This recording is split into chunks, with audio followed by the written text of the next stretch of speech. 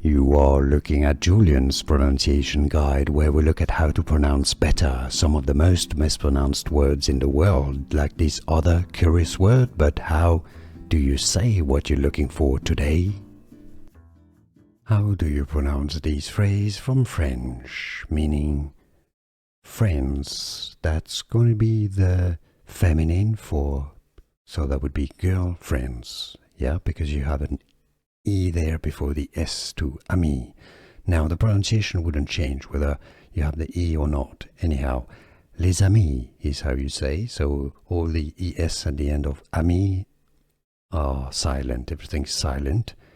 Les amis, okay, so ami meaning friend is the same pronunciation whether it's masculine, feminine, singular or plural. Ami. Now what happens here is that you link up the S of les to the A because it starts with a vowel, and you pronounce the S like a Z. Les amis.